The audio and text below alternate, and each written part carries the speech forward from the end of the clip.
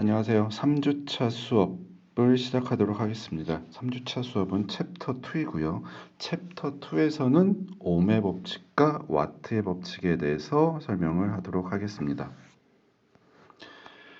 2.1에서는 옴의 법칙, 전압, 전류, 저항의 관계를 말씀을 드릴 거고요.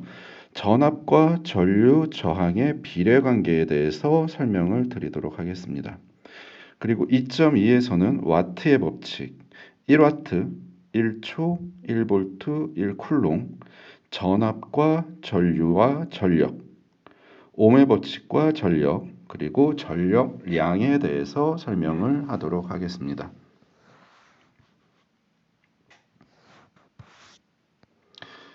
핵심 개념입니다. R값을 갖는 저항에 전압 V를 인가했을 때 저항에 흐르는 전류는 A이다, 암페어이다. 전압이 증가하면 전류도 증가하고 저항이 증가하면 전류는 감소한다. 다시 한번 전압이 증가하면 전류도 증가하고요. 저항이 증가하면 전류는 감소하게 됩니다. 전압, 전류, 저항 중 두 가지 요소를 알면 나머지 한 가지를 알 수 있다라는 겁니다. 그림을 통해서 조금 더 말씀을 드리도록 하겠습니다.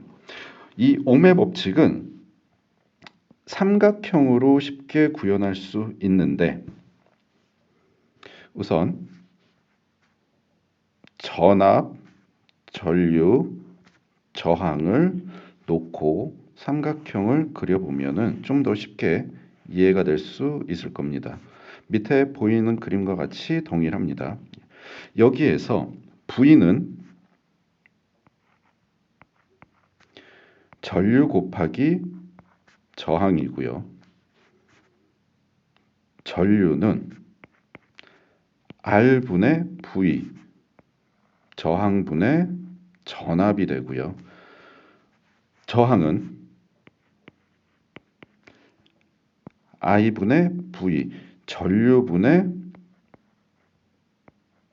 전압으로 구성이 된다.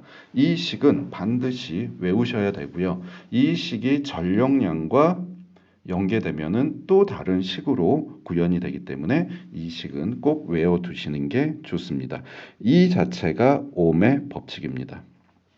여기에서도 나타나듯이 옴의 법칙은 전압, 전류, 저항 간의 관계를 나타내는 법칙이고요.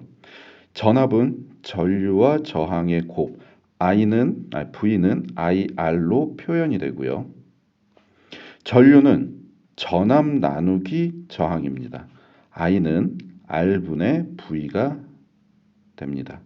그리고 저항은 전압과 전류의 비, 그러니까 저항은 I분의 V가 되는 겁니다. 따라서 옴의 법칙은 반드시 외워두시기를 다시 한번 말씀을 드리도록 하겠습니다.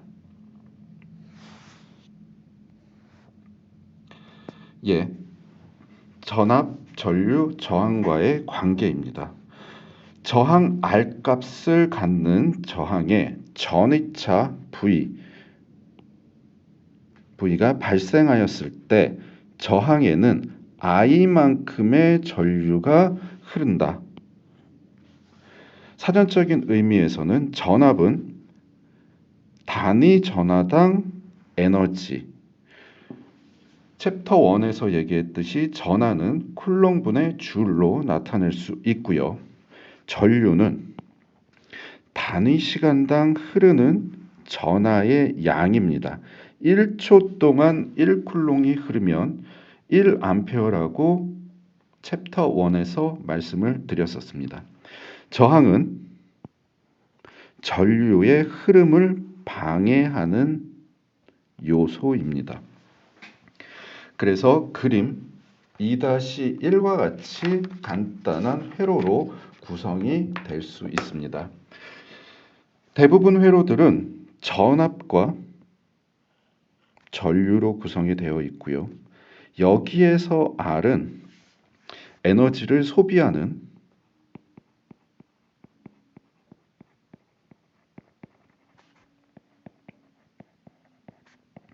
소비하는 부하로 얘기할 수 있습니다.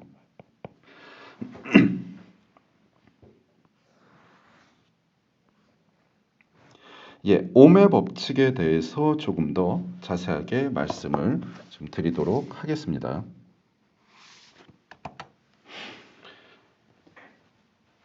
1볼트의 전압이 인가되었을 때 1A 전류가 흐를 때 저항은 1옴이 됩니다. 옴의 법칙에서도 이와 같은 식으로 나타내어져 있고요. 이것을 그냥 사전적인 의미에서 풀어서 해석을 한 부분입니다.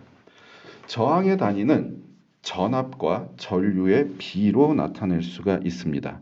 즉, 어떠한 에너지, 전압을 회로에 인가했을 때 흐르는 전류의 정도를 의미한다라고도 말씀드릴 수 있습니다. 기존에 봤던 2-1의 그림을 다음과 같이 표현을 한번 해보도록 하겠습니다. 어떠한 수조에 물이 있다라고 가정했을 때 이 물은 전하라고 가정을 할 수 있습니다.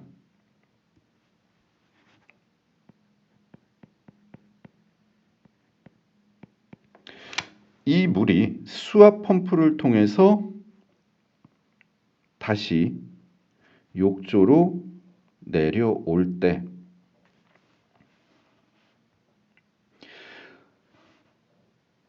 여기에서 수압은 얼마만큼 물을 밀어내느냐에 따라 표현이 되기 때문에 수압은 전압으로 표현이 될 수가 있고요. 흐르는 물의 양은 전류로 표현을 할 수 있습니다. 또한 물의 흐름을 방해하는 물의 흐름을 방해하는 이 부분은 저항으로 표현할 수가 있습니다.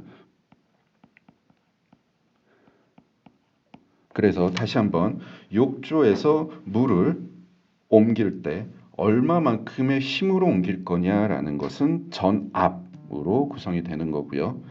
흐르는 물의 양은 전류, 그리고 흐르는 물의 양을 방해하는 요소는 저항으로 표현이 될 수 있습니다.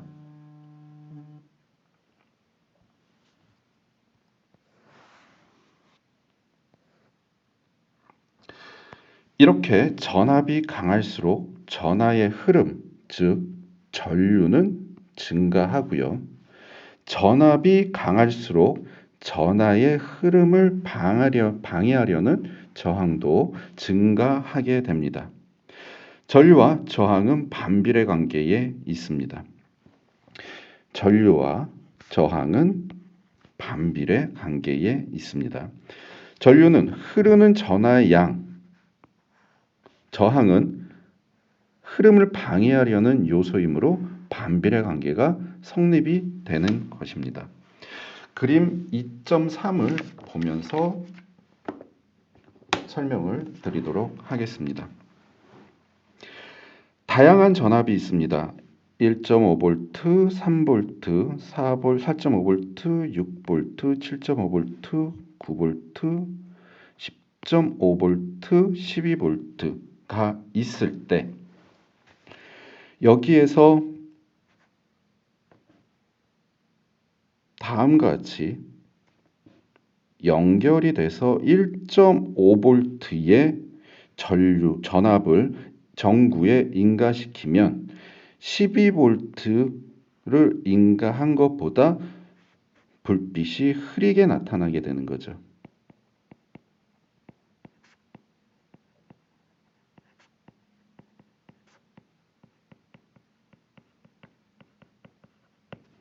따라서 전압이 강할수록 전류가 증가하기 때문에 전압이 높으면 불빛이 밝고 전압이 낮으면 불빛이 약하다라고 표현을 할 수가 있습니다.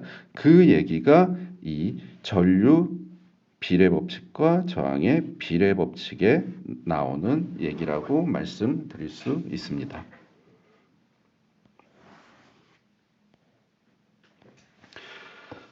다음 그림입니다. 그림 2.4에서는 옴의 법칙 실험 회로로 램프를 늘릴수록 램프의 빛이 어두워진다.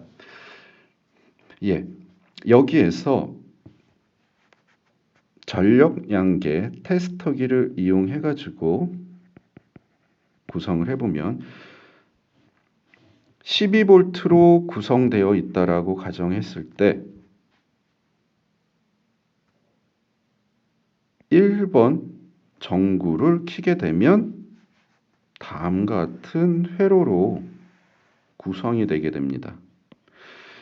이렇게 됐을 때 전구의 밝기는 어떻게 될까요? 12V의 하나의 부하, 하나의 전구만 달려져 있기 때문에 매우 밝게 나타나게 됩니다. 하지만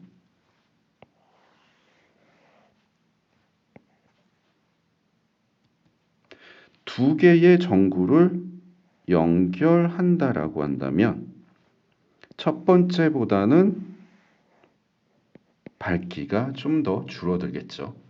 그리고 마지막으로 4개의 전구를 전부 다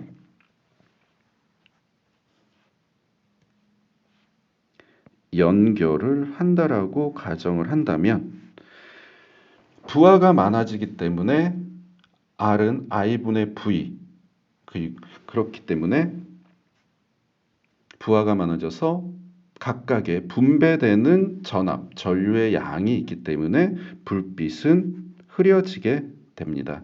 이게 옴의 법칙을 이해할 수 있는 최적의 그림이라고 볼 수 있습니다.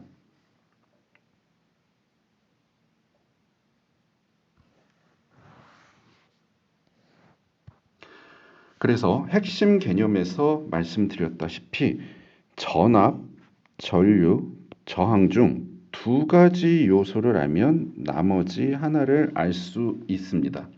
첫 번째, 전류에 대해서는